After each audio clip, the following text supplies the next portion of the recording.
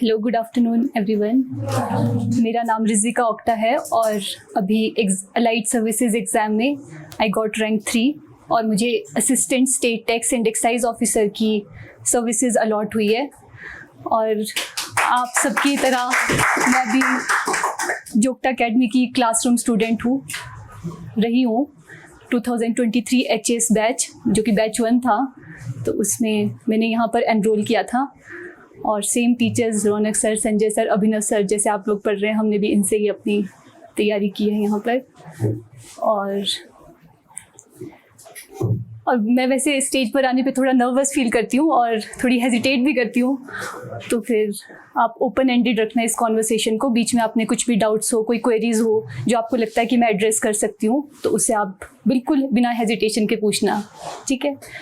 तो कुछ पॉइंट्स मैंने तैयार किए थे कि मैं डिस्कस किस चीज़ पे करूँगी। तो पहले तो मैं अपना एजुकेशनल बैकग्राउंड आपके साथ शेयर कर लेती हूँ।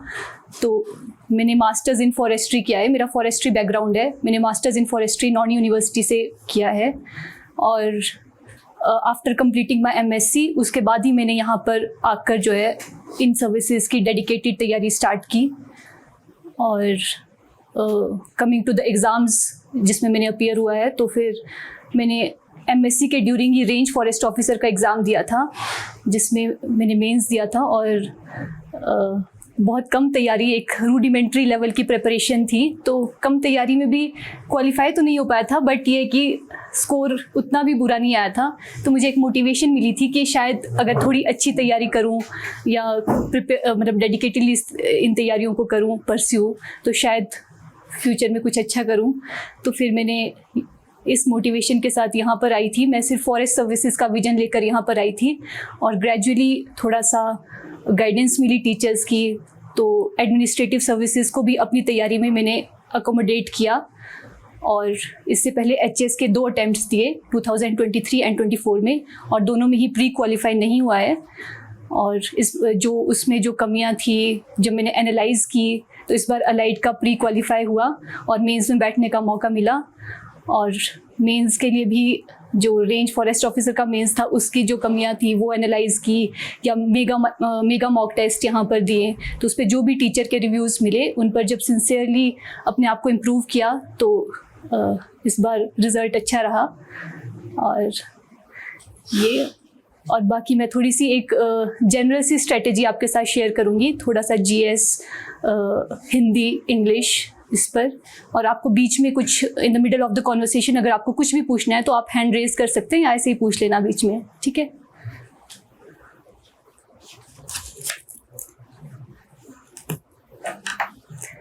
तो थोड़ा सा एक जनरल सा मैं आपको आइडिया देती हूँ।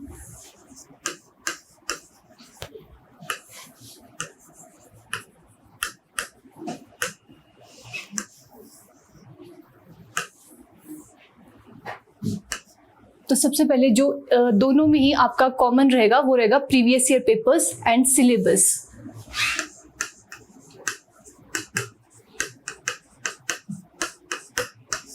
ये आपको प्री में भी और मेंस में भी, तो इसका बहुत इंपॉर्टेंट रोल है। आप शायद फर्स्ट ईयर के ये भी स्टूडेंट है, आपका अभी स्टार्ट ही हुआ है शायद HS बैच, है ना। तो फिर आपने सबसे पहले जो टीचर्स आपको पढ़ा रहे हैं वो सब ठीक है, लेकिन आपको साथ में प्रीवियस ईयर पेपर्स और जो सिलेबस है उसका प्रिंटेड फॉर्म एक फोल्डर में अपने पास हमेशा रखना है। आपके वो बैग में पड़ा होना चाहिए, क्योंकि जब हम भी आपकी तरह यहाँ पर स्टार्टिंग में आए थे, तो हमारी जो ओरिएंटेशन क्लास थी वो सुरेश जोग्टा सर ने ली थी। तो उस क्लास से मुझे बस एक ही चीज़ याद जो अभी तक है और मेरे माइंड में वो उसी टाइम फिट हो गई थी कि अगर आपको अकेडमी पे ट्रस्ट नहीं करना है तो मत कीजिए। आपको टीचर्स जो पढ़ा रहे हैं वो भी ट्रस्ट नहीं करना है तो मत कीजिए।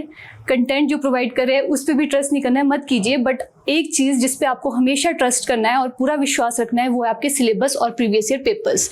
क्योंकि कमीशन की साइड से अगर हमारे पास कुछ है मटीरियल जिससे हम इन एग्ज़ाम्स का आइडिया लगा सकते हैं, तो वो यही 2 चीज़ें हैं सिर्फ। तो ये आपने रखना है और इन्हें एनालाइज करना है। जब आप प्रीवियस ईयर पेपर्स एनालाइज करेंगे तो आपको पता चलेगा कि किस सब्जेक्ट की कितनी वेटेज रहती है, और सब्जेक्ट में भी विद इन सब्जेक्ट कौन से ऐसे आपकी बुक्स में वो कौन से चैप्टर्स है, कौन से टॉपिक्स है जिन पे कमीशन की नज़र पड़ती है, ठीक है। तो वो आपका प्रीवियस ईयर पेपर्स और सिलेबस से ही आपको वो आइडिया आएगा। तो साथ साथ में आप क्लासरूम में भी पढ़िए और उन्हें साथ साथ में अपने एनालाइज कीजिए। ठीक है, तो ये प्रीवियस ईयर पेपर्स और सिलेबस का था। और फिर थोड़ा सा प्री का बता देती हूँ। वैसे I don't consider myself a right person to give you the guidance of prelims, क्योंकि मेरा 2 बार एचएस का खुद ही क्वालिफाई नहीं हुआ है। बट इस बार एलाइड में थोड़ा सा जो मैंने चेंज किया अपने आप को, जो मुझे काम आया इसमें, तो वो यही था कि मैंने जो अपनी प्रीवियस मिस्टेक्स थी उन्हें इस बार एनालाइज किया।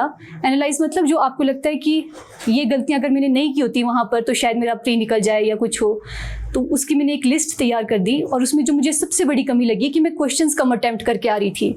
तो प्री में एचएस के आई थिंक मैं 60 से 70 के बीच में क्वेश्चंस अटैम्प्ट करती थी और सोचती थी कि शायद एक्यूरेसी मैटर करती है, शायद मेरे ये एक्यूरेट हो गए और शायद हो जाए क्वालिफाई।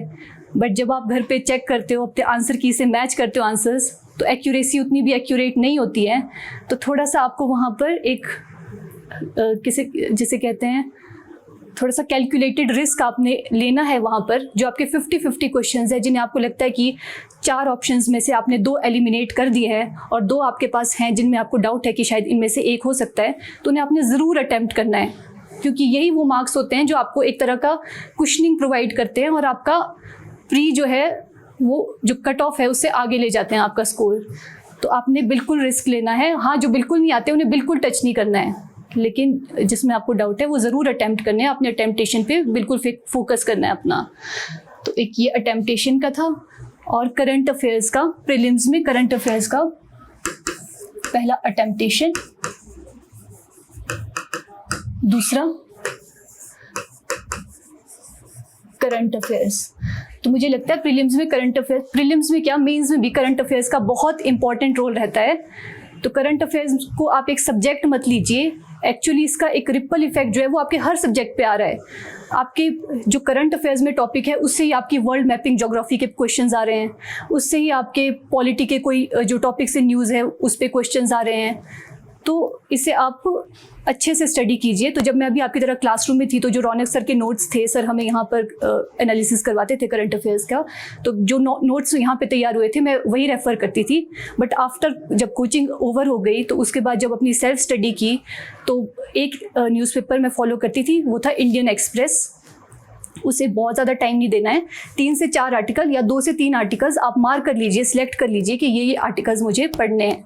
और मैक्सिमम वो आर्टिकल्स जो आपके वो एक एक्सप्लेन्ड पेज रहता है उसमें ही रहते हैं या फिर एडिटोरियल पेज होता है उसमें ही होते हैं। तो वो 2-3 आर्टिकल्स आप उन्हें मार्क कर लीजिए और वही आपने पढ़ने हैं।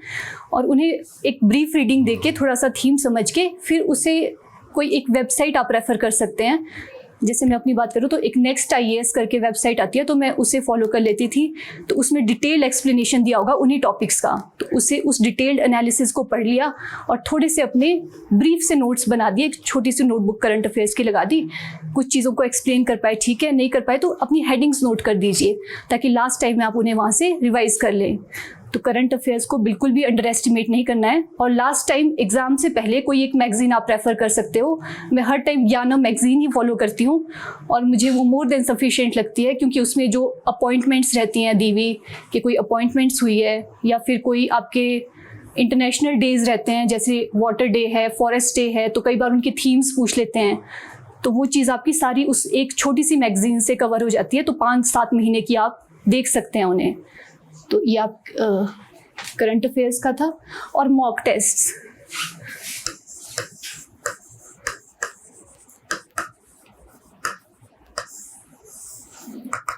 मॉक टेस्ट बहुत इंपॉर्टेंट है। जो आपके क्लास टेस्ट होते हैं उन्हें तो आप दीजिए, और पेपर से पहले जो मॉक टेस्ट अकेडमी करवाती है, वैसे मैं तो सिर्फ जोगटा के ही देती थी, बट आप कोई और अकेडमीज़ का भी अगर मॉक टेस्ट या टेस्ट सीरीज़ देना चाहे आप कर सकते हैं। तो मॉक टेस्ट क्या होता है कि आप जो गलतियां आप मेन पेपर में करोगे उससे पहले ही आपको वो गलतियां अपनी मॉक टेस्ट में दिख जाती है। तो आप पेपर के लिए एक तरह से उन्हें इम्प्रूव जब करते हो तो वो वही सेम मिस्टेक्स रिपीट होने के चांसेस बहुत कम हो जाते हैं। तो इसलिए आपने मॉक टेस्ट ज़रूर देने हैं, आपकी तैयारी जिस लेवल पे भी है, बट आपने पेपर से पहले मॉक टेस्ट भी देने हैं। और तो यही है कि अपने जो टीचर से रिव्यू है आप तो यहाँ पर गाइडेंस ले सकते हैं। तो जो भी आपको लग रहा है कि ये मिस्टेक्स मेरी आ रही है तो यहाँ पे किसी भी टीचर से आप वो पूछ सकते हैं। तो ये मॉक टेस्ट ज़रूर देने हैं। और फिर कमिंग टू द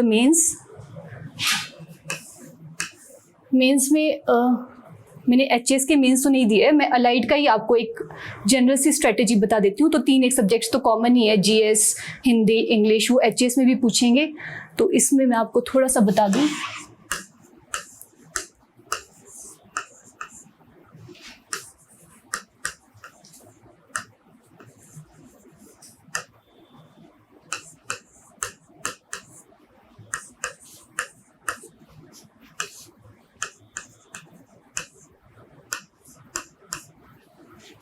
ये मेरे इस बार के जीएस में जीएस का मेंस के स्कोर रहा है। ये 3 सब्जेक्ट्स इसमें रहते हैं, जीएस, हिंदी एंड इंग्लिश। तो जीएस का स्टार्ट करते हैं पहले। तो जीएस में आपका है स्टडी मटेरियल।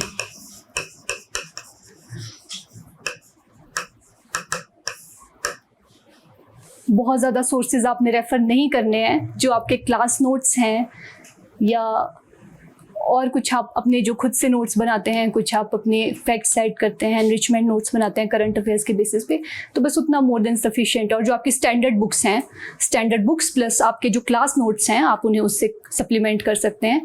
तो मेरे इतनी स्टडी सोर्सेज थे। इसके अलावा और भी अकेडमी की कुछ कंपाइलेशंस आती है, शॉर्ट नोट्स आते हैं, तो मैंने वो कुछ भी रेफ़र नहीं किया, बस क्लास नोट्स और स्टैंडर्ड बुक्स, यही 2 मेरे स्टडी सोर्सेज रहे हैं। और चलो कुछ चीज़ें हैं जैसे पॉलिटी है, ज्योग्राफी है, तो इन चीज़ों को स्टैंडर्ड बुक से पढ़ने में और मज़ा आता है। भले ही नोट्स कितने भी परफेक्ट हो, बट बुक पढ़ने में एक और मज़ा होता है, तो वो तो है। बाकी जैसे टेक्निकल सब्जेक्ट्स है, इकॉनमी है, तो उसके नोट्स यहाँ रौनक सर ने हमें पढ़ाई है, तो उसके जो नोट्स है वो मोर देन सफिशिएंट थे। और मैं तो बोलती हूँ कि वो यूपीएससी एग्ज़ाम तक भी वही काफ़ी है, वो बिल्कुल accurate and to the point है। तो उसके अलावा अगर मैं बुक पढ़ती भी तो वो सारा मेरे ऊपर से ही जाता, तो ये बहुत सफिशिएंट है। तो अपने क्लास नोट्स और अपनी जो स्टैंडर्ड बुक्स है, उससे ज़्यादा आपने स्टडी मटेरियल अपने पास नहीं रखना है। इसके अलावा जो भी आपने एनरिचमेंट करनी है, वो करंट अफेयर्स में जो टॉपिक्स आते हैं, अगर उनमें कोई एक्स्ट्रा पॉइंट्स आपको मिलते हैं, तो जो आपके करंट अफेयर्स के नोट्स हैं, तो उससे ही आप उनमें ऐड करने हैं, या वो वैसे भी आपको एग्ज़ाम के टाइम पे याद आ ही जाते हैं रिवाइज करने के उस पर। तो ये आपने करना है, बिल्कुल लिमिटेड अपना स्टडी मटेरियल रखना है। और आंसर राइटिंग,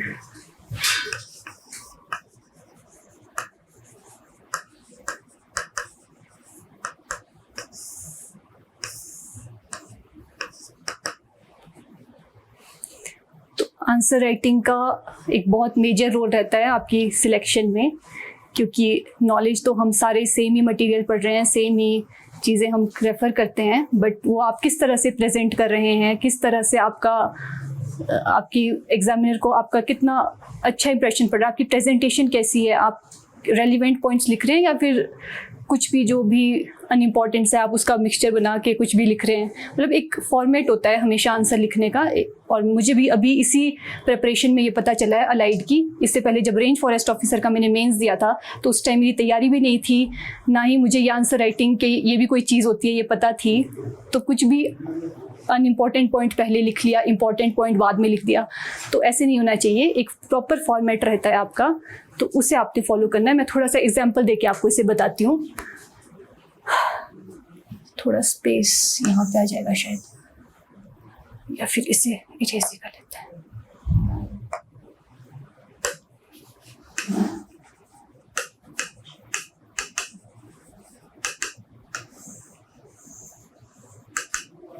एक क्वेश्चन का एग्जाम्पल देके मैं आपको इसको समझाती हूँ। जैसे अभी अलाइड में एक क्वेश्चन आया था कि what is the role of MSME sector in the economic development of Himachal Pradesh. तो ये क्वेश्चन रहा था। तो इसमें आपको क्या करना है, ये क्वेश्चन आया था कि role of MSMEs in economic development of Himachal Pradesh. तो इसका आपका क्या फॉर्मेट रहना चाहिए? एक फॉर्मेट है जो मिस्टेक्स हम करते हैं, और एक है जो एक आइडियल फॉर्मेट रहना चाहिए आपका। तो जो आपका आइडियल है वो इसमें क्या रहना चाहिए आपका? Introduction, body and conclusion. तो सबसे पहले इंट्रोडक्शन आपने बिल्कुल ब्रीफ देना है, 3 to 4 लाइन्स, बेस्ड ऑन कितनी वेटेज ऑफ मार्क्स है। तो 2 से 3 लाइन से ज़्यादा आपने इंट्रोडक्शन नहीं देना है। बहुत शॉर्ट में आप, जैसे इसी क्वेश्चन में आप क्या बता देंगे, एमएसएमईज को डिफाइन कर लेंगे, जैसे MSMEs को कैसे डिफाइन करेंगे कि these are the businesses which are categorised on the basis of their plant investment and turnover. तो ये आप शॉर्ट सी डेफिनेशन यहाँ पर दे देंगे 2-3 लाइन की। फिर इसमें कैटेगराइजेशन है, जैसे कि मैंने बोला कि प्लांट इन्वेस्टमेंट और टर्नओवर के बेसिस पे इसको कैटेगराइज करते हैं। तो अब वो कैटेगराइजेशन एक तरीका हो सकता है कि आप पूरा उसे जो हम करते हैं कि कैटेगराइजेशन में आप लिख देंगे micro are the businesses which, जिसमें प्लांट इन्वेस्टमेंट इतने करोड़ है और टर्नओवर इतना करोड़ है। तो इसे राइट करने की जगह अगर आप इसे डायग्राम फॉर्म में प्रेजेंट करेंगे तो वो और अच्छा इंप्रेशन जो है एग्जामिनर पे आपका डालता है।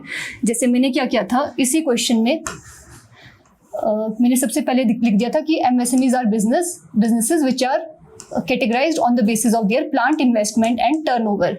फिर मैंने यहाँ पे एक डायग्राम बना दिया इस तरह से, माइक्रो, स्मॉल एंड मीडियम, और यहाँ पे 2 categories, plant investment and turnover. इस तरह से बना दिया और यहाँ पे इसके डाटा डाल दिया, जैसे जो भी रहता है 2.5, 25, 125, 10, 100, 500। तो ये ज़्यादा अच्छा लग रहा है ना। तो ये इसमें डायग्राम से आपका एकदम से एग्जामिनर जब देखेगा तो उसको पूरा पिक्चर क्लियर हो गई कि आप क्या बताना चाह रहे हो, रादर देन कि उसको इतना स्टडी करना पड़े कि ये माइक्रो का ये है, स्मॉल का ये है, मीडियम का ये है। तो इसी आंसर राइटिंग में प्रेजेंटेशन कहते हैं कि आप प्रेजेंटेबल होने चाहिए हो, ठीक है। फिर उसके बाद डायरेक्टली आपने अपने मेन क्वेश्चन पे जो पूछा है आपसे उस पर आना है कि role of MSMEs in economic development. तो आप अपनी हेडिंग दे सकते हैं role of MSMEs in economic development और डायरेक्टली अपने पॉइंट्स नंबरिंग डाल के आप बता दीजिए कि जो भी है, एम्प्लॉयमेंट जनरेशन है, एक्सपोर्ट्स हैं या कुछ भी है, तो उसे आप बिल्कुल क्लियर उसमें सिंपल शब्दों में आप बताइए, ठीक है। और लास्ट में आपने कंक्लूड ज़रूर करना है, क्योंकि कंक्लूजन जो है आपके आंसर को एक कंप्लीटनेस प्रोवाइड करता है कि हाँ अब एग्जामिनर को पता चल गया कि आप कंक्लूड कर रहे हो, आपका आंसर कंप्लीट हो गया है, ठीक है। तो 2-3 लाइनों में आपने कंक्लूजन देना है और कंक्लूजन में आप कोई वे फॉरवर्ड बता सकते हो जो आपको लगता है कि कोई ऐसी चीज़ है जो आप जो गवर्नमेंट कर सकती है MSME सेक्टर को इम्प्रूव करने के लिए, या फिर अगर आपको कुछ भी वहाँ पर एग्जाम प्रेशर में याद नहीं आ रहा है तो जो क्वेश्चन में जो लाइंस दी होती है उनको ही थोड़े वर्ड्स आगे पीछे शफल करके बस अपनी एक कंक्लूजन नोट आपने ज़रूर देना है, ठीक है। तो ये आपका एक पूरा जो है कंप्लीट आंसर हो गया, जिसमें आपका इंट्रोडक्शन, बॉडी, कंक्लूजन सब आ गया और ये डायग्राम से आपका एक प्रेजेंटेशन भी बहुत अच्छा आ गया, ठीक है। तो इस तरह से आपने आंसर राइटिंग करनी है और अभी से ही आपको इसी उसमें जैसे आप क्लास टेस्ट देते हो तो ट्राई करो कि जितना हो सके आप डायग्राम्स के थ्रू कम शब्दों में सिंपल लैंग्वेज में आप समझा सको। यही जो आपका फ्लो यहाँ पर बनेगा वैसा ही आपका हाथ एग्ज़ाम में भी चलेगा। तो इस आदत को अभी से थोड़ा थोड़ा आप करें। और तीसरा था, इसमें भी मेंस में अटेम्पटेशन पे ही मुझे बताना था कि जैसे अभी मॉक टेस्ट मैंने यहाँ पर दिए थे अलाइड सर्विसेज के, तो मैं क्या करती थी कि जो क्वेश्चन मुझे आता है, जो मैंने पढ़ा है या जिस पे मैंने स्टडी किया है, उस क्वेश्चन पे इतना टाइम लगा देना कि इसे तो मैंने बहुत परफेक्ट ही लिखना है, कि इसे तो मुझे एक्सीलेंट आंसर बनाना है, तो उस पर इतना टाइम दे देना और जो बाकी के क्वेश्चंस हैं वो छूट जाने। तो ऐसा आपने बिल्कुल भी नहीं करना है। और एक UPSC टॉपर का मैंने इस पर देखा था, तो वो बता रहे थे कि there is very little margin between an excellent answer and an average answer. जो मार्क्स का जो मार्जिन रहता है जो एग्जामिनर देता है बहुत कम होता है। एक्सीलेंट आंसर में भी आपको 10 में से 8 ही मिलेंगे, अगर आप कोई और एवरेज सा आंसर लिख के डाल देते हो तो 6-7 ऐसे ही मिलेंगे आपको। तो बहुत ज़्यादा मार्जिन नहीं रहता है। तो आपने फोकस करना है कि आपने सारे क्वेश्चंस अटेम्प्ट करने हैं और ये हैबिट आपने अभी से इनकलकेट करनी है अपनी क्लास टेस्ट में, ठीक है। जो भी आपके क्वेश्चंस हैं आप ट्राई करें, सब क्वेश्चंस को अटेम्प्ट करें। हो सकता है आपको क्वेश्चंस नहीं आता है, फिर भी अगर आपको कोई कीवर्ड भी उसमें पता है तो आप ट्राई करें कि आपने लिखना है। बस एक इक्वल अमाउंट ऑफ टाइम आप हर आंसर को दें और हर क्वेश्चन को टच करने की आप पूरी कोशिश करें, ठीक है। ये मुझे मेंस के लिए आपको बताना था GS में, और बाकी हिंदी एंड इंग्लिश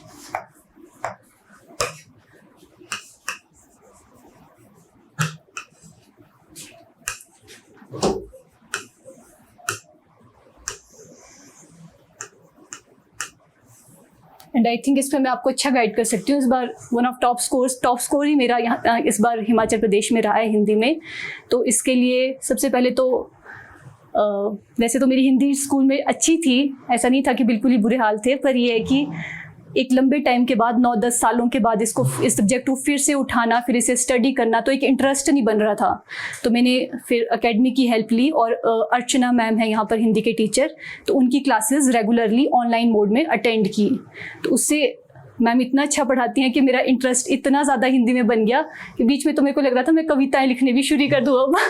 तो बट ऐसा नहीं है, आपको थोड़ा सा वो तो नहीं करना है, बट फिर भी ये है कि काफ़ी इंटरेस्ट मेरा डेवलप हो गया हिंदी में और काफ़ी चीज़ें तो क्लास में ही क्लियर हो गई। और इसके अलावा मैंने और भी अपना होमवर्क किया। जो एक्स्ट्रा चीज़ें मैंने की वो थी कि अच्छा, मुझे कुछ कॉल्स भी आए थे कि आपने हिंदी के लिए कौन सी बुक्स रेफ़र की है। तो यहाँ पे मैं बता देती हूँ, मैंने 2 ही बुक्स रेफ़र की। एक एकेडमी से हमें मिली थी सौंधी हिंदी की, अर्चना मैम की बुक है हिंदी की, सौंधी हिंदी। और इसके लिए कोई और स्पेशल बुक मैंने नहीं ली थी। मेरे पास 10th का अपना एक अशोका का हिंदी ग्रामर पढ़ा हुआ था, बस उससे ही मैंने कुछ ग्रामर पोर्शन के टॉपिक्स जो है वो स्टडी किए थे। तो एक बेसिक ग्रामर 10th स्टैंडर्ड का था। तो ये 2 सोर्सेस मैंने हिंदी के लिए रेफ़र किए थे।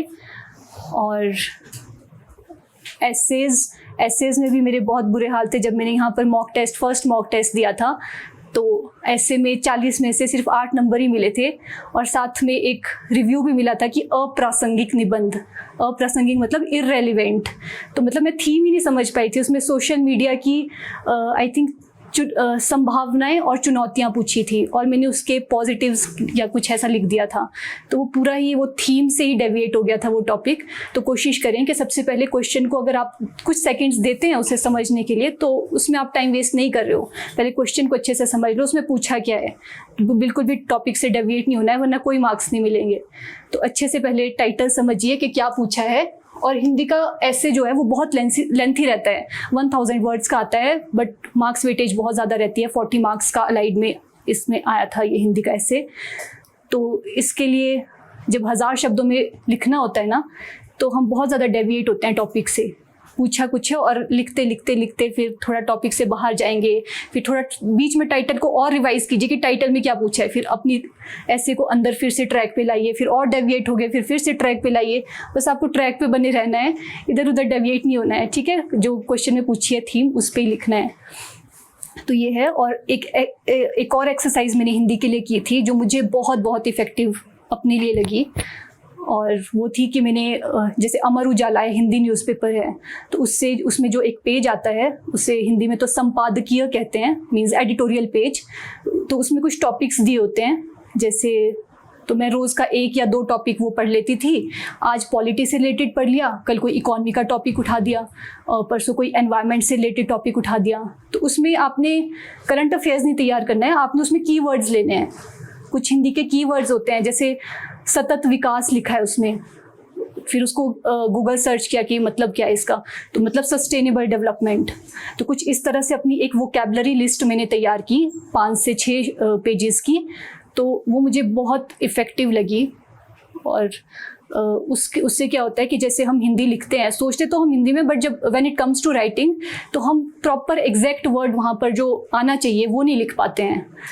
तो और एग्ज़ाम हॉल में तो वैसे ही we run short of words. तो उसके लिए मैंने कुछ पहले से ही अपने फिंगर टिप्स पे ये शब्द रख लिए थे, रिवाइज़ किए बार बार कि ये शब्द आएंगे, मतलब इस पर कुछ टॉपिक आएगा तो मैं डायरेक्टली ये शब्द, मुझे वहाँ पे सोचने में टाइम वेस्ट नहीं करना है। तो ये मुझे बहुत अच्छा लगा कि ये मैंने किया, क्योंकि पहले जो मॉक टेस्ट दिए थे तो उसमें ऐसे था कि 1-2 मिनट तो कई बार शब्द ही सोचने में लग जाता था कि क्या, इवन सिंपल वर्ड जैसे कैंडिडेट है, तो कैंडिडेट को हिंदी में क्या लिखना है, आप बता सकते एकदम से? कैंडिडेट को हिंदी में क्या लिखेंगे आप? हाँ, प्रत्याशी, जैसे प्रत्याशी है, तो इतना सिंपल वर्ड का भी वहाँ पे मीनिंग नहीं आ पाता हिंदी में ट्रांसलेट करने को। तो थोड़े से आप पहले से ही प्रिपेयर्ड रहे, अपने पास प्रिपेयर्ड वर्ड्स रखें। तो मैंने वो वोकैबुलरी लिस्ट अपनी तैयार की थी। तो ये हिंदी का था। और ऐसे के लिए कुछ आप क्रिएटिव चीज़ें, ऐसे को आप जितना क्रिएटिव बनाएंगे उतने ज़्यादा आपको मार्क्स मिलेंगे। मेरे लिए तो लकीली जो ऐसे मैंने प्रिपेयर किया था, जो यहाँ मॉक टेस्ट में भी आया था, एक देश एक चुनाव पे, लकीली वही, उस पर मुझे रिव्यू भी यहाँ पर मिले थे एकेडमी के, तो उन रिव्यूज़ पर मैंने रिमार्क्स पर इम्प्रूव भी किया था और वही ऐसे जो है पेपर में भी डायरेक्ट आ गया था। तो बहुत ज़्यादा उसमें सोचना नहीं पड़ा, बस हाथ चलता रहा और लिख दिया। और बाकी थोड़ा सा ये है कि क्रिएटिव बनाने के लिए आप जैसे चैट जीपीटी का यूज़ कर सकते हो। उसमें कुछ एक स्लोगन्स या कुछ एक राइमेटिक लाइंस होती है ना, जैसे कुछ कविता टाइप्स 4 लाइनों की आपने लिख दी, अपने टॉपिक्स आइडेंटिफाई कर दिए ना जो न्यूज़ में चले हुए हैं आजकल, जिस पे आपको लगता है कि ऐसे बन ही सकता है, तो उस पे थोड़ी सी अपनी पोइट्री 4-5 लाइनें, कोई स्लोगन्स, कुछ ऐसी ऐसी चीज़ें डाल दो। उससे थोड़ा सा एग्जामिनर ना बोर नहीं होता है आपका ऐसे रीड करने में। तो जितना क्रिएटिव बनाओगे, हिंदी तो इट्स ऑल अबाउट क्रिएटिविटी, तो वो है।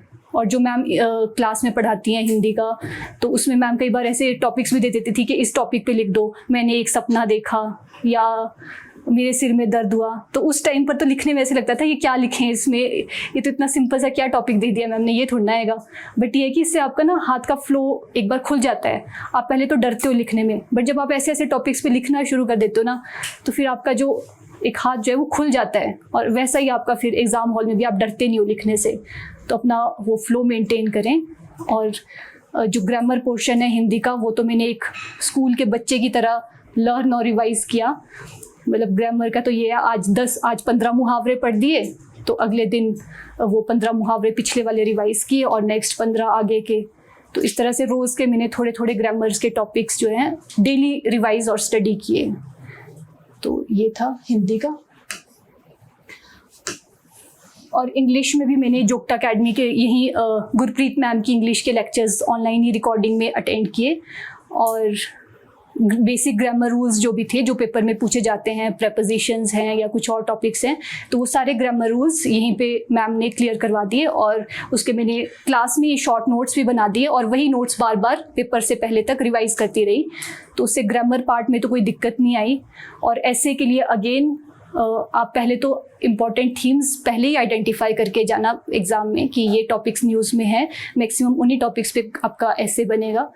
बट फिर वही है कि इसमें भी क्रिएटिविटी, थोड़े यूपीएससी के टॉपर्स की मैंने आंसर शीट्स जो है फ्री पीडीएफ उनके पड़े हुए हैं, तो वो डाउनलोड कर दिए थे। तो अपने एसेज को मैच किया कि टॉपर्स कैसे लिख रहे हैं और मैं कैसे लिख रही हूँ। कुछ चीज़ें जो उनके एसे में क्रिएटिव लगी तो वो मैंने अपने एसे में भी डाल दी। तो एक आइडिया आप ले सकते हैं आप, क्योंकि एचएस टॉपर्स की जो आंसर शीट्स हैं जो ये अकेडमीज़ की होती हैं, ये बहुत कम अवेलेबल है, लेकिन आप यूपीएससी टॉपर्स की डाउनलोड कर सकते हैं।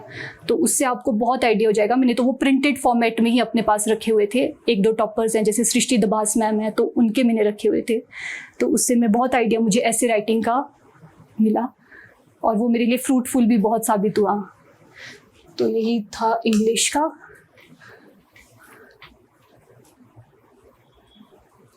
और बस इंग्लिश में भी जो बुक लिस्ट थी वो यही थी, मैम के क्लास नोट्स वही रिवाइज किए, उसके शॉर्ट नोट्स थे। और बेसिक इंग्लिश का भी 10th का ही मेरा ग्रामर था। मैंने कोई स्पेशल किताबें नहीं खरीदी हिंदी और इंग्लिश की प्रिपरेशन के लिए। जो भी मेरे 10th के स्कूल ग्रामर्स थे, मैंने बस वही मेरी बुक लिस्ट थी। तो यही था इंग्लिश का। और आपके कोई क्वेश्चंस हो? और इसके अलावा कुछ एक्स्ट्रा चीज़ें भी मैं आपसे शेयर करूँगी, जैसे कि ये तो सिर्फ एकेडमिक बातें थी।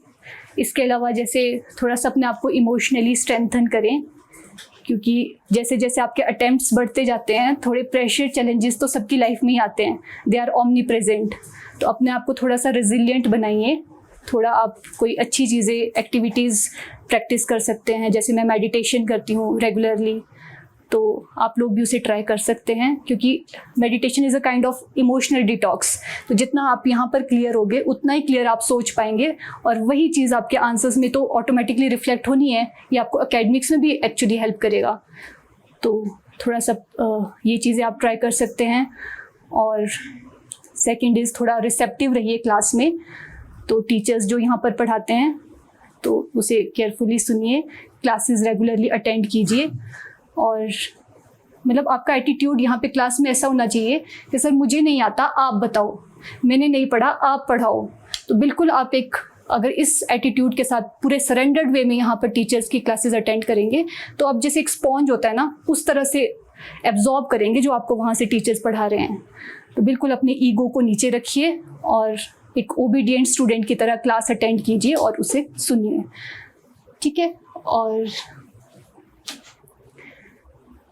बस यही है।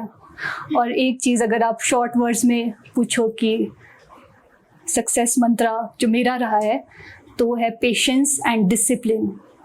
तो डिसिप्लिन में आपको बिल्कुल रहना है। तो यहाँ पर जैसे मैं आती थी एकेडमी तो आई यूज़ टू ट्राई कि मैं रेगुलर रहूँ क्लासेस में। और इसके बाद भी जब कोचिंग ओवर हो गई, जब हम अपने घर से तैयारी कर रहे थे तो मैंने एक लाइब्रेरी ज्वाइन की थी। तो उसमें भी मैं पूरी कोशिश करती थी कि मैं 10 बजे मुझे लाइब्रेरी पहुँचना है तो पहुँचना ही है, चाहे घर पे कोई गेस्ट आए हैं, मम्मी ने लंच तैयार किया है नहीं किया है, या आज बारिश है कुछ है नहीं, लेकिन हो सकता है आपका मन ना हो पढ़ने का उस दिन, कोई बात नहीं, लेकिन लाइब्रेरी जाना इम्पॉर्टेंट है। आपको अपना शेड्यूल फॉलो करना ही है। एक संडे का ब्रेक मैं ले लेती थी, बाकी तो रेगुलर ही रही लाइब्रेरी में भी। अननेसेसरी ब्रेक्स मत लीजिए। जितना आप इस तैयारी में परसिस्टेंट रहेंगे ना उतना जल्दी आप सक्सेसफुल हो जाएंगे। तो यही है। और दूसरा पेशेंस रखिए। थोड़ा हमने तो अपने टीचर से भी बहुत सीखा है ये चीज़ें। सिर्फ पढ़ाई मत पढ़िए, थोड़ा अगर आपको लगता है कि किसी की पर्सनालिटी से आपको लग रहा है कोई चीज़ें आप अपने में भी इनकलकेट कर सकते हैं तो उसे ज़रूर कीजिए। फॉर एग्जांपल मैं रौनक सर का एग्जांपल देती हूँ।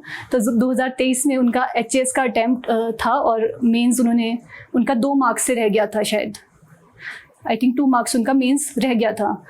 तो हमें तो लगता था, जो बचपन से लगता था कि जब ऐसे ऐसे बड़े एग्जाम्स में इतने मार्क्स से रह जाते होंगे तो 10 दिन तो थोड़ा दुख मनाना होता होगा। लेकिन ये है कि सर नेक्स्ट डे उसी एनर्जी के साथ और उसी लेवल ऑफ प्रिपरेशन के साथ क्लास में आ रहे हैं और हमारी क्लास ले रहे हैं। तो ये छोटी छोटी चीज़ें जो आपको सिखाएगा कोई नहीं, लेकिन आपको खुद ही कोई चीज़ अच्छी लगती है किसी की पर्सनैलिटी से, वो आपका टीचर हो सकता है, वो आपका क्लासमेट हो सकता है। तो अच्छी चीज़ों के लिए हमेशा ओपन रहिए, लर्निंग के लिए हमेशा ओपन रहिए। तो यही था जो मुझे आपसे डिस्कस करना था। और अगर आपके भी कोई डाउट्स है तो बिल्कुल बिना हेजिटेशन के पूछिए, क्योंकि कुछ ही टाइम पहले मैं भी उसी साइड पे थी क्लासरूम के और आज इस साइड पे हूँ। तो बिल्कुल आपकी तरह हूँ, I am no different from you. तो कुछ भी है आप पूछिए।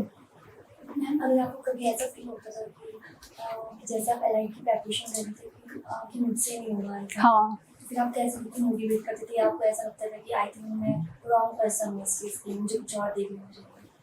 हाँ, ऐसे तो होता है। ऐसे तो मुझे जीएस में भी हो गया था। जब फाइनल एग्ज़ाम था मेरा जीएस का, अलाइड का, तो मेरा एग्ज़ाम बहुत बुरा हुआ था। मुझे तो जिसने मैसेज भी किया था कैसा हुआ कैसा हुआ, मैंने बोला कि नहीं मेरा नहीं होगा, कोई उम्मीद मत रखो। अगर मैं भी एग्जामिनर होती तो खुद को मार्क्स नहीं देती। तो इतना हुआ था, तो बहुत दुखी भी हुई थी। बट ये है कि फिर मैंने सोचा कि नहीं ऐसा कुछ नहीं है, अपने हिंदी इंग्लिश के पेपर भी आने हैं, तो उसके लिए मैंने मतलब वो प्रेशर ना जीएस में ख़त्म हो गया। मुझे लगा कि मेरा होगा ही नहीं। और हिंदी इंग्लिश तो मैंने बड़ी मस्ती से पेपर वहाँ पे एग्ज़ाम हॉल में दिए कि चलो पेपर तो निकलना नहीं है, क्या पता हिंदी में ही टॉप मार्क्स आ जाए, अगली बार के लिए मोटिवेशन रहेगी कि हिंदी में टॉप किया था। तो यही है कि हाँ, डिमोटिवेशन ऐसे कभी कभी आ जाती है। बट यही है कि अगर आपने इस तैयारी में आने का खुद से डिसीजन लिया है ना अपनी रिस्पॉन्सिबिलिटी पे, तो थोड़े टाइम के लिए आप लो भी फील करोगे ना, बट फिर से आप रिबाउंस हो जाओगे। बट अगर आपने किसी से प्रेशराइज होकर यहाँ पर आए हो या किसी पेरेंट्स ने आपको फोर्स किया है, तो आगे तो प्रेशर और बढ़ना है, तो वहाँ पर आप सस्टेन नहीं कर पाओगे। इसलिए पहले तो ये डिसाइड करो कि आप अपनी खुशी से यहाँ पर हो या फिर ऐसे कोई प्रेशराइज होके नहीं आना है, ठीक है।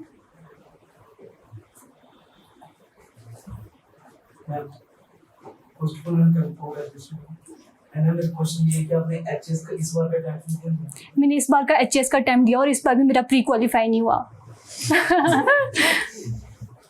इस बार थोड़ी तैयारी भी नहीं थी, बट वैसे भी प्री मेरा बहुत वीक है, मुझे बहुत वर्क करना है इस पे। तो मैं अपने नेक्स्ट अटेम्प्ट्स के लिए जैसे बाय चांस कल को अगर मेरा अटेम्प्ट नहीं होगा, फीलिंग्स नहीं होगा, 2 साल रखना हो, उसके बाद मेरे को एचएस भी रहना चाहिए, फिर मेरे को भी लाइक एलआईटी तक भी जाना चाहिए। नहीं आपको फोकस चेंज करना चाहिए या दोनों की तरफ? मैं आपको अपना एग्जांपल भी दूँ ना, तो यहाँ पर जब मैं आई थी तो मुझे लगा था मुझे फॉरेस्ट सर्विसेज के ही एग्जाम देने हैं कि मैं तो कई बार जब टीचर्स कुछ एचएस का सिलेबस में भी पढ़ा देते थे, मुझे लगता था मुझे तो ये नहीं सुनना है, क्योंकि मुझे तो फॉरेस्ट सर्विसेज में तो ये आता नहीं है, इसके सिलेबस में तो ये है नहीं, ये नहीं पढ़ना है।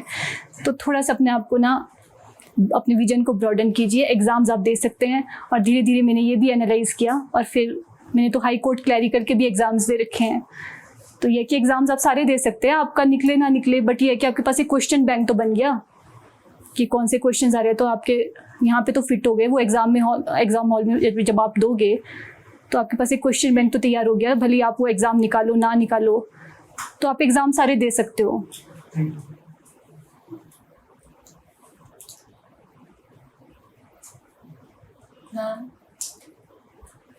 टाइम मैनेजमेंट, मतलब जैसे इतने सारे सब्जेक्ट्स आ रहा, तो आप टाइम कैसे मैनेज करते हो? कितना टाइम देते हो सब्जेक्ट्स को?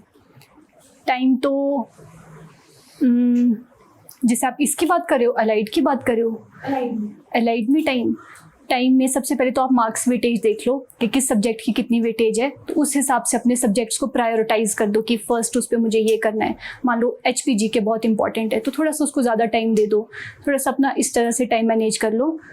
और मैं तो वैसे जैसे तीनों सब्जेक्ट ही मैं इक्वल टाइम देती थी, पूरे मतलब एक दिन में मैं तीनों ही सब्जेक्ट पढ़ती थी। मान लो 2 घंटे GS पढ़ लिया, 1.5 घंटा हिंदी को दे दिया, 1.5 घंटा इंग्लिश को दे दिया, तो मैं तो सारे सब्जेक्ट साइमल्टेनियसली थोड़ा थोड़ा टाइम दे के रिवाइज और पढ़ती थी।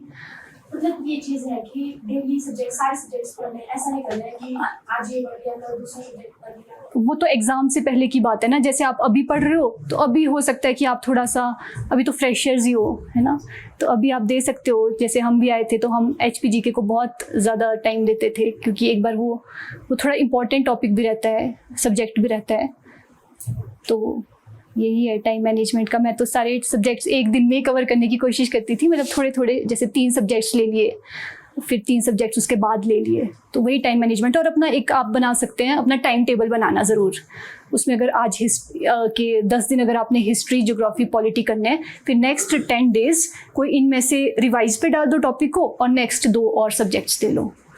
तो इस तरह से मतलब आपको ऐसे होना चाहिए कि आप स्टडी भी कर रहे हो और रिवाइज भी कर रहे हो उन टॉपिक्स को एक इक्वल फ्रेम ऑफ टाइम में। And like you said, you have done a master's. हाँ जी। I have 2 questions. First of all, did your master's help in your preparation? And the other question, like I'm here now preparing for HAS, I have not done my master's. So experience लेना चाहिए पहले या फिर it's good to start early?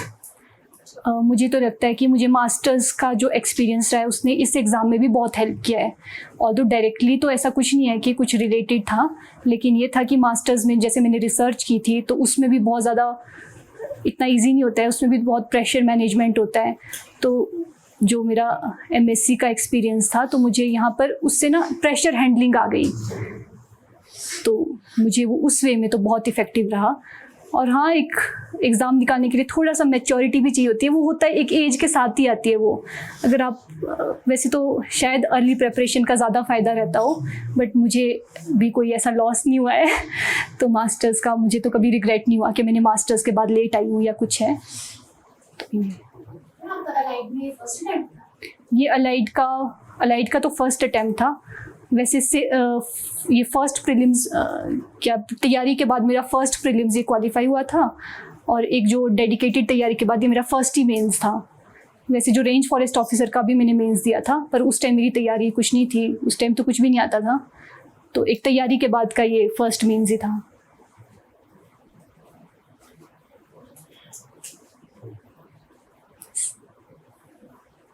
Ma'am, आपने खुद पे time limitations लगाई थी कि अगर मतलब 2 साल में नहीं होता है या 3 साल में नहीं होता तो मैं इसके बाद किसी और चीज़ पे स्विच करूंगी, या फिर इसी चीज़ पे फोकस थे कि मुझे HAS करना है, या जैसे आपने अलाइड से स्विच करा मतलब क्या पॉइंट ऑफ व्यू था आपका इसके रिगार्डिंग? जब मैं स्टार्टिंग में आई थी ना तो टॉपर्स की कुछ वीडियोस देख के आई थी, और मुझे लगता था इतना कॉन्फिडेंस होता है ना स्टार्टिंग में तो कि हम तो शायद फर्स्ट अटैम्प्ट में निकाल देंगे। टॉपर्स को तो पता नहीं क्यों इतने 2-3 साल लगे, हमारा तो फर्स्ट में निकल जाएगा, बट ऐसा नहीं होता है। जब हम यहाँ आते हैं तो थोड़ा सा आप अभी थोड़े फ्रेशर्स हैं तो अपना एक टाइम फ्रेम रख लीजिए कि 2 से 3 साल का इसकी एवरेज जो है जर्नी है, तो एक इतना सा आप टाइम स्लॉट निकाल के यहाँ पर आइएगा। आई रियली विश कि आपका फर्स्ट अटैम्प्ट में ही पेपर निकले, लेकिन फिर भी नहीं निकले तो आपका 2-3 साल आप एक अपने माइंड में रखिए। ऑल्दो आपको हर बार ये ट्राई करना है कि ये मेरा लास्ट अटैम्प्ट है, बट फिर भी जो है इसकी जो एवरेज जर्नी मैं आपको बता रही हूँ वो 3 से 4 साल की है, तो वो रखिए। हाँ, थोड़ी डिस्करेजमेंट आती है, मुझे भी थोड़ी सी आ रही थी। अगर इस बार अलाइड नहीं होता तो मैंने सोचा था मैं पीएचडी का फॉर्म भर लूँगी और अपनी पीएचडी परस्यू करूँगी साथ में और उसके साथ तैयारी करूँगी, बट लकीली चलो हो गया। बस और कुछ। आपका सेकंड क्या था पॉइंट क्वेश्चन? एक आपने मास्टर्स से पूछा था और दूसरा भी कुछ पूछा था। Like I said, I'm here preparing for HS. I'm not done for masters. Should I have gone somewhere else, tried there and there some things and got some experience? Like the thing you said, maturity.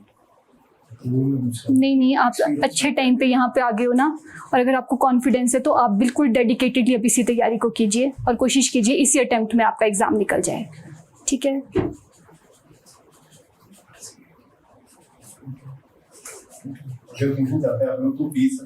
हाँ पूछो। Masters और जब आपने graduation की थी ना, उस time आपका इंग्लिश मीडियम था। हाँ, तो अगर जैसे आपका इंग्लिश मीडियम था ना, तो आपको हिंदी के एग्जाम में दिक्कत आई थी? हिंदी के एग्ज़ाम में दिक्कत नहीं आई थी क्योंकि मेरी स्कूल टाइम में हिंदी बहुत अच्छी थी। मतलब जो स्कूल टीचर्स थे ना, तो उन्होंने बचपन से ही हिंदी की राइटिंग भी अच्छी थी और थोड़ा क्लियरली हिंदी मैं थोड़ा सा लिख भी पाती थी, तो दिक्कत तो कुछ नहीं आई है।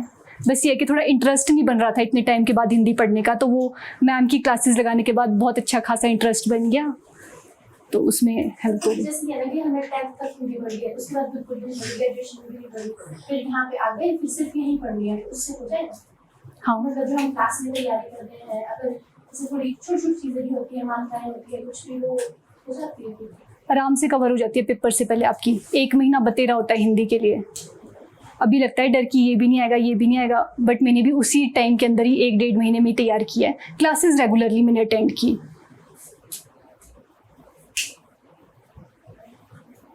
और कुछ?